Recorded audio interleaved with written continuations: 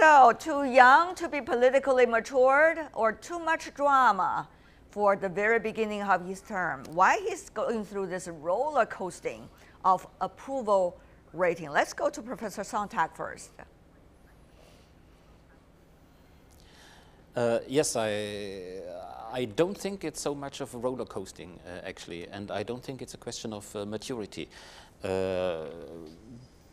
To everybody who is familiar with the workings of the Fifth Republic in France, after the election of a president, Macron is actually doing remarkably well, and he's rather efficient with his team in pushing through the first reforms. The problem is that the reforms, which he was very upfront about during the election campaign, inevitably hurt certain groups, and these groups now realize that they won't be on the winning side in the immediate, and so they begin to criticize the first actions of the president. But I wouldn't bother too much about it if I was in his place. Well, the president is there to be criticized, right? Especially first few months of his term. It has not been seen in France, some say, this kind of drop in approval rating since Jacques Chirac shed 15 points in the mid-1990s. Mr. Macron, even more unpopular, some suggest, than his predecessor, François Hollande, who managed an approval rating of 56% at the same stage of his presidency. According to the latest number, Mr. Macron only 54% compared to earlier 62% and also 64% in May and in June. So, Mr. Anndorra, do you agree with your colleague, Mr. Sonntag? Nothing to worry about for the president.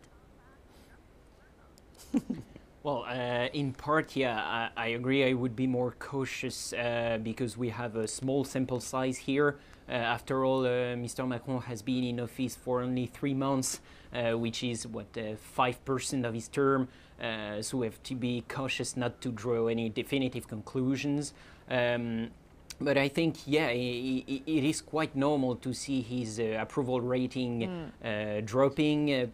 Presidents in France tend to use lose popularity quite quickly.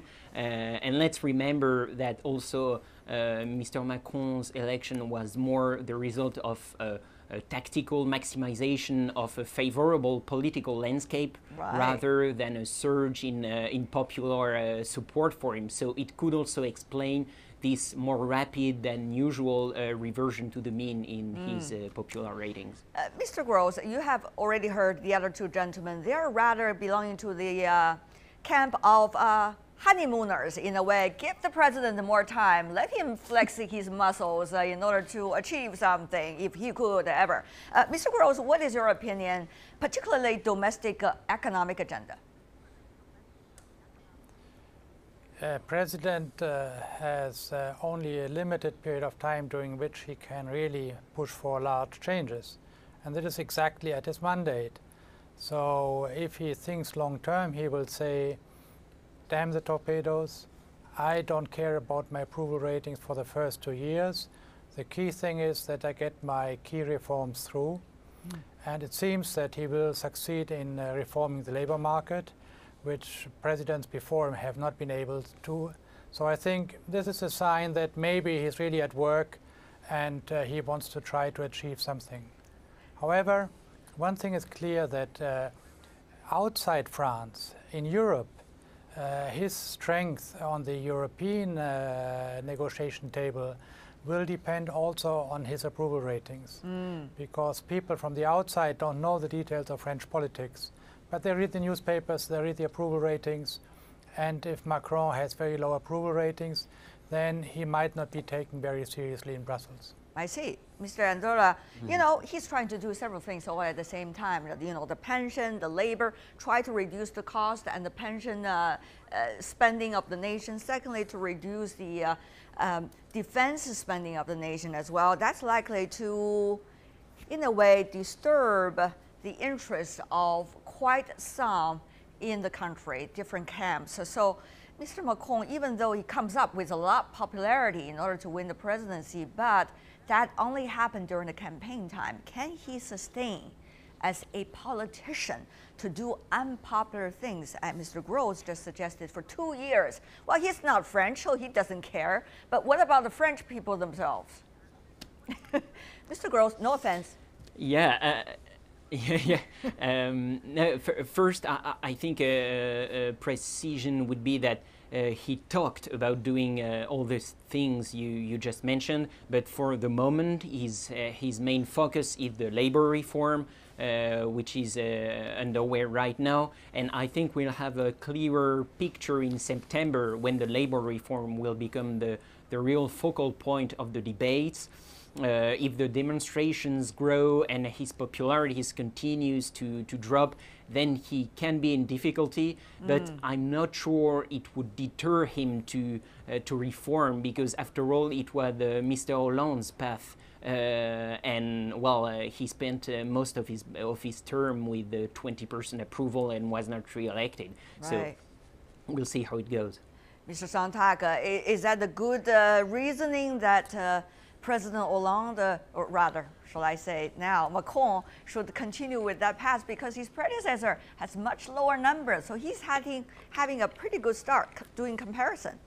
Would that give him much political ammunition to do the real stuff? Again, I would say that the popularity ratings, or the approval ratings, as you call them, are really, really secondary. What counts for Monsieur Macron is credibility. And credibility comes from two sources. The first one is to keep to what he said on his election platform, and to do exactly the reforms, whatever painful they may be, that he has announced. Credibility internally, and that will lead to credibility also within the European community, because if he manages to get France finally below the budget deficit of 3%, he will earn a lot of credibility with his German partners, and after the German elections he will have the opportunity to shape the Europe of the next 3-4 years together with the new German Chancellor, who is very likely the old one, and with whom he has already launched a very, very good working relationship. Well, it's interesting that we talk about this, talking about the stable leaders, for example, compared to the German Chancellor. Mr. Gros, you know this better than any one of us probably. When you do comparison among these European leaders, you think about the leadership. I mean, what does it take, and what is likely to be the quality of leadership? Well, there is something about keeping the promises. The other two French gentlemen have certainly mentioned about that. There's another thing of being charismatic, being the change, different from the predecessors. That's what President Macron was during the campaign. But the question is, will those qualities likely to aid him to be the one with the real promises being accomplished is a big question mark. What does he have in order to accomplish that he has promised? First of all, on the European scene, you count if you count at home, and of course if you have strong economy behind yourself, and a strong economy also with a sound fiscal policy. So I totally agree that he has to get the budget deficit below 3% to be able to discuss with Angela Merkel. But Angela Merkel is so strong also. But Mr. Gros, before we go to Angela Merkel, let me ask you a little bit further about that, because we are talking about what does he have, President Macron, in order to make sure that the budget deficit is going to remain 3% and even lower than that. What is giving you the thought that the public will be rallied behind him, even though he's taking the interests of some people away at this point, particularly his approval rating also is going down? Will his political rival take advantage of this? Will his political ammunition soon erode? That's the biggest concern. He has a very large majority in parliament. There will be no elections for another 5 years. That's right. So he could say, I don't care about my popularity. I just push the budget through the parliament where I have a very large majority. So that is in his power, and as my colleague said, then he would also show consistency. That is the task before him. And France is not so far from the 3% limit. So with a little bit of action this year and next year, he could bring public finances in order in France. Reforming the labor market might be more difficult. Well, getting that 3% budget deficit down. Mr. Sonntag, how much will President Macron be able to talk to his German counterpart and trying to make the policies favorable even in the future for France within the EU framework, Mr. Sonntag?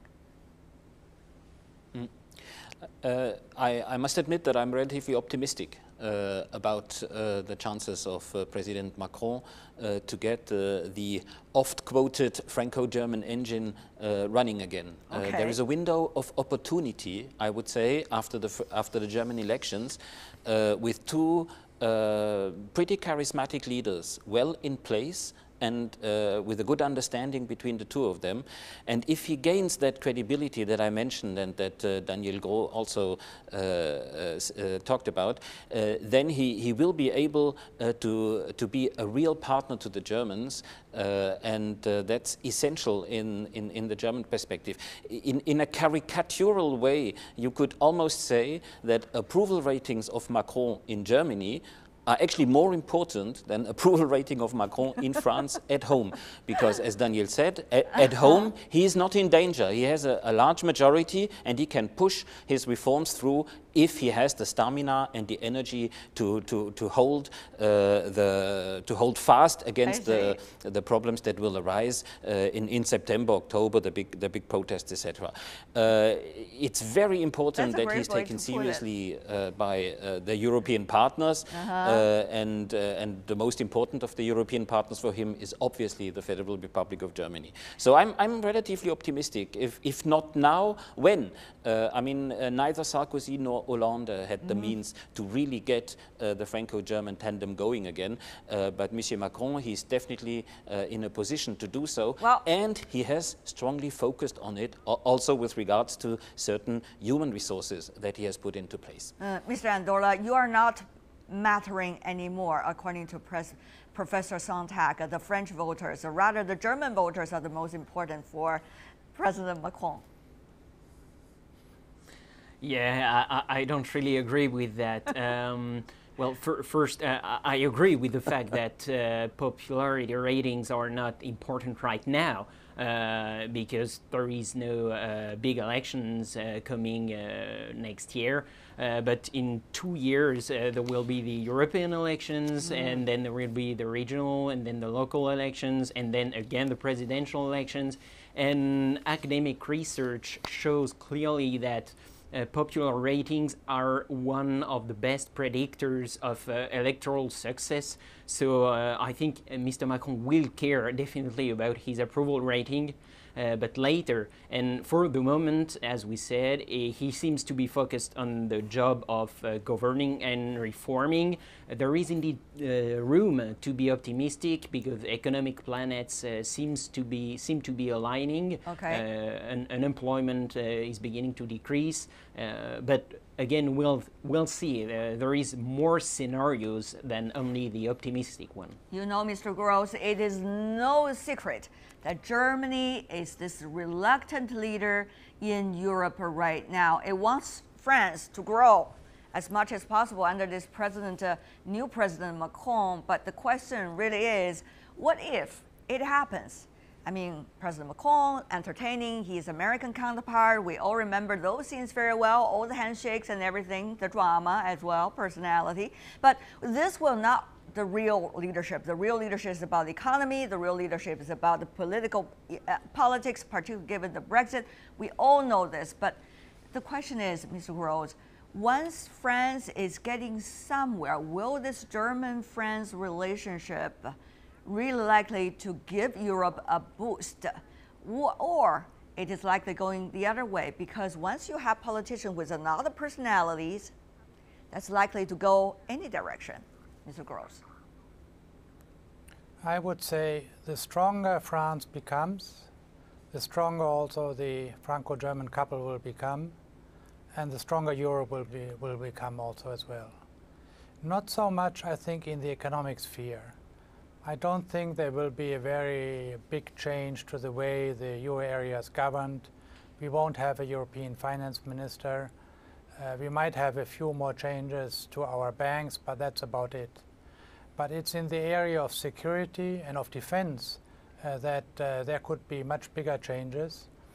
And one of the big problems for Angela Merkel is that she knows that the American security guarantee has become less strong.